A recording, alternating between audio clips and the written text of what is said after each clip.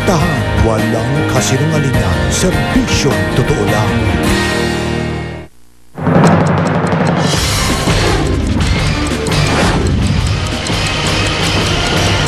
Mga uuwi sa probinsya para sa undas, siksika na sa mga bus terminal, pantalan at airport. Pasahero nahulihan ng sangkaterbang kamaro, samurai sword at balisong. Ilan sa mga ininspeksyong bus nakitaan ng depekto. Ilan nating kababayan maaga nang dumalaw sa mga sementeryo. Presyo ng mga bulaklak inaasahang tataas pa ngayong weekend. Tips para masigurong ligtas ang mga iiwang bahay ngayong undas. Alamin.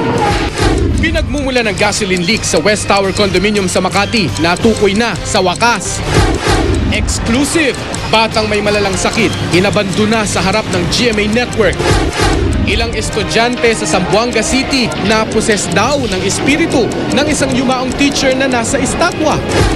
Batikang Hollywood makeup artist nagturo ng special effects makeup na panakot sa Halloween. At sulyapan ang pakiki-Halloween party ng mga chikiting. Get your cereals here.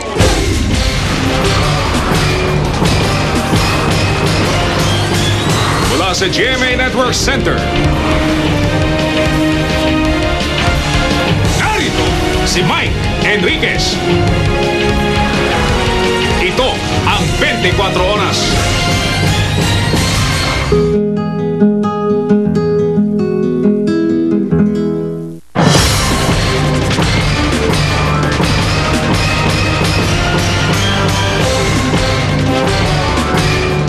Kapuso, kagapay ninyo ang GMA News and Public Affairs sa pagbabantay sa mga balitang kailangan ninyo malaman para sa undas. Nakatutok si Steve Dailisan sa Araneta Center Bus Terminal. Iuulat ni Maris Umali ang daloy ng trapiko sa North Luzon Expressway. Si Jiggy Manikad ang kaantabay sa South Luzon Expressway. Kakamustahin din natin kay Cara David ang bentahan ng mga bulaklak sa Dangwa sa Maynila.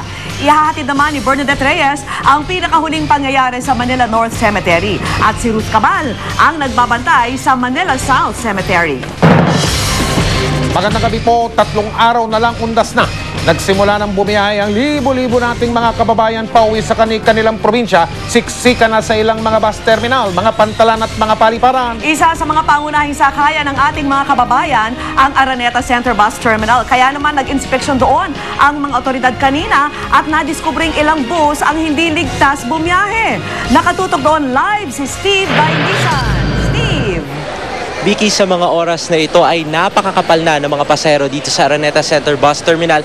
Tinatayangang nasa mahigit 9,000 na yung bilang ng mga pasahero na dumagsa rito simula pa kaninang umaga hanggang sa mga oras na ito. Kaya naman kada 30 minuto na yung alis ng mga bus dito papunta sa iba't ibang probinsya. Meron pa Bicol, meron pa Visayas at meron din pa Mindanao. Yung bulto ng pasahero dito, Vicky, yung pangunahing dahilan kung bakit gano'n na lamang kahigpit yung pinaiiral na pangangalaga sa seguridad para masiguro rin na ligtas yung babiyahing bus. Tuwing undas lang ang uwi ng pamilya ni Virginia Deloy pa Bohol. Pareho raw halos ang pasahe sa bus at eroplano. Nagkakatalo lang dahil mas malaki ang singil kung madami ang bagahe. Kaya kahit 2 araw at gabi ang biyahe, tinitiis nila.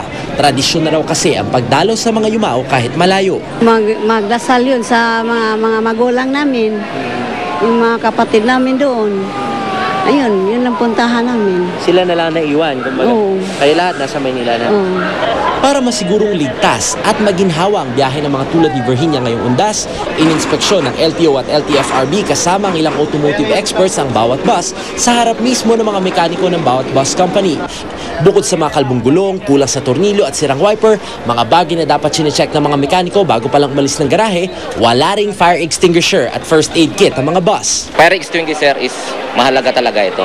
Kasi once na nagkaroon ng sunog, so at least meron tayong magagamit agad. Kasi hindi naman sila nagdadala ng mga tubig o ano, kailangan talaga ito. Require talaga ito sa mga bus. Mga pasahero, di ba, may mga nahihilo o ano man.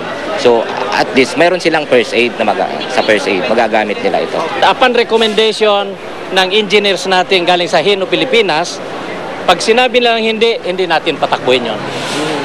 Hindi bali maantala, hindi bali hindi matuloy. 3 bus ang pinapalitan at di pinabiyahe. Di naman alintana ng mga pasahero ang saglit na pagkaantala. Pinakamalaking bagay sa buhay ng tao yung ma-inspeksyon yung sasakyan mo kasi maraming buhay ang maliligtas. Hindi lang iisa. Di lang sapat na ligtas ang bus na sasakyan. Dapat may lehitimong prangkisa rin ito mula sa LTFRB para di mamiligo ang biyahe lalo't nakabantay rin ang mga otoridad sa kalsadang kanilang daraanan. 390 special permits para sa out-of-line buses ang inaprubahan ngayong araw para tiyak na may masasakyan ng mga biyahero. Hindi naman yan kolorum, authorized yan, pero hindi lang doon sa linya niya. Well, if it is owned by a legitimate operator, we are sure that insured yon. At dahil 24 oras na ang biyahe ng mga bus, 24 oras din magmamanman ng mga otoridad. Kanina naglibot na sa terminal si NCRPO Chief Nicanor Bartolome para masigurong dito tulog-tulog ang mga pulis na nakabantay. Mahigpit pa rin ipinagbabawal ang pagdadala ng mga patalim, baril o flammable items maging ng mga LPG tanks.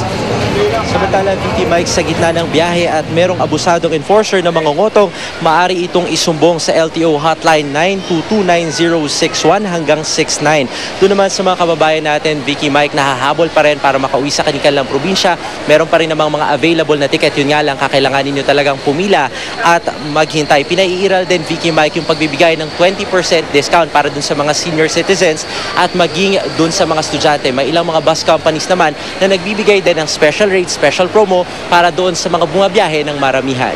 Vicky? Maraming salamat sa iyo, Steve Dailisan.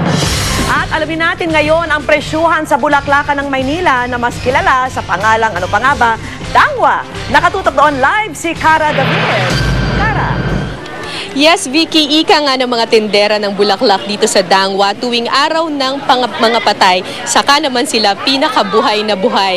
Kasi tuwing undas, doon pinakamaraming bumibili ng mga bulaklak dito sa Dangwa. Pero sa ngayon, Vicky, yung sitwasyon dito sa Dangwa, medyo maluwag pa yung mga eskinita dito dahil inaasahan nila na yung dagsa ng mga tao ay mangyayari bukas at saka sa linggo. Sa ngayon, hindi pa gaanong marami ang mga mamimili sa Dangwa. Mga kapwa tindera ng bulaklak sa probinsya at malalayong lugar pa lang kasi ang dumarayo rito ngayon. Ate, ba't ang dami nyo naman bulaklak? Ganun ba karami ang patay ninyo? Hindi, kasi tindan to namin sa namin sa simbahan. Ngayon, bumibili na kami kasi sa 30 na sa 31 na, mahal na po yung bulaklak. Okay, yung ngayon, kung sa sariwa pa. Oo. Kasi bagong luwas. Oo. Yung 31, medyo, yung natira ngayon, siya na lang mabibili ng mga taga rito. Karamihan sa mga bulaklak sa Dangwa galing Baguio City at Los Baños, Laguna. Si Aling Marilyn, 10 taon nang may pwesto sa Dangwa, 2 tonelada raw ng bulaklak ang inangkat niya mula Los Baños para ibenta ngayong undas. Malaki din naman po yung kita, kaya lang talagang mas pagod. Orchids, mums at aster ang pinakamabentang bulaklak ngayon dito. Karamihan galing Los Baños pero meron din daw na galing pa sa Thailand. Pero hindi lang mga tindera ng bulaklak ang tiba-tiba tuwing undas.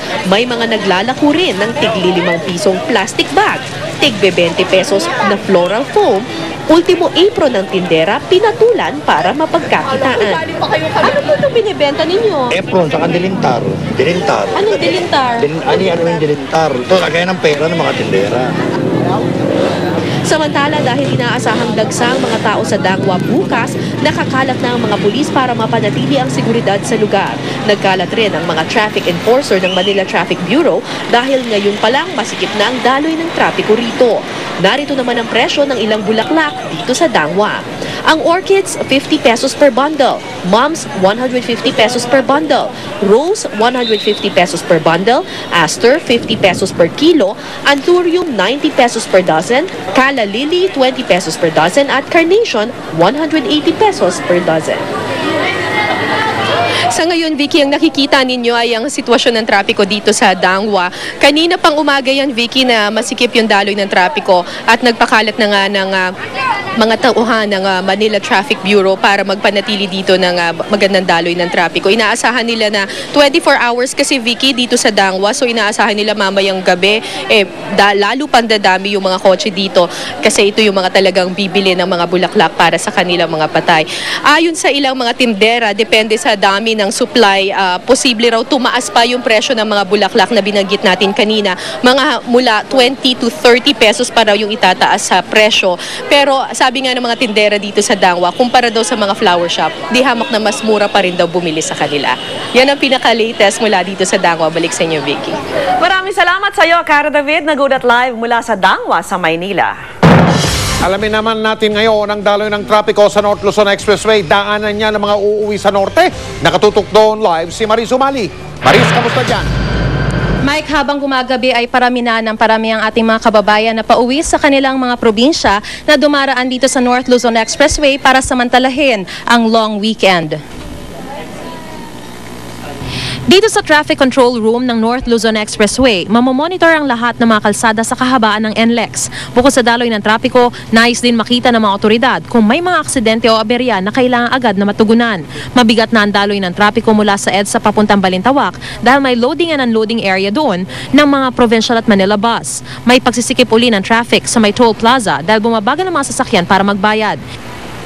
Inaasahan na raw ng pamunuan ng NLEX na bibigat na ang daloy ng trapiko ngayong alas 5 hanggang alas 9 ng gabi na sinabing kritikal na mga oras.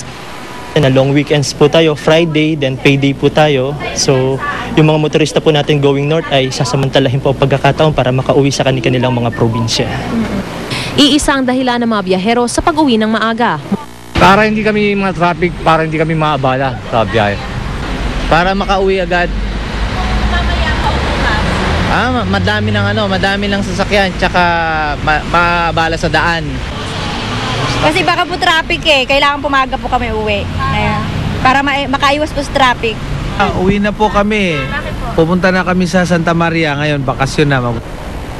Mula ngayong araw ay itinaas na ng NLEX ang alert status nila sa Red Alert. May mga nakaantabay na 3 ambulansya partikular sa Balintawak, Santa Rita at San Fernando, Pampanga.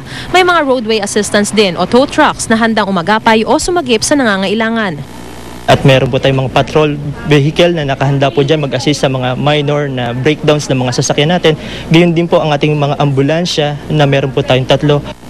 May mga emergency call box naman sa kahabaan ng NLEX para madaling makatawag sa traffic control room ang mga motoristang may problema. Pero paalala ng NLEX sa mga motorista, siguraduhing nasa kondisyon ng sasakyan bago bumiyahe.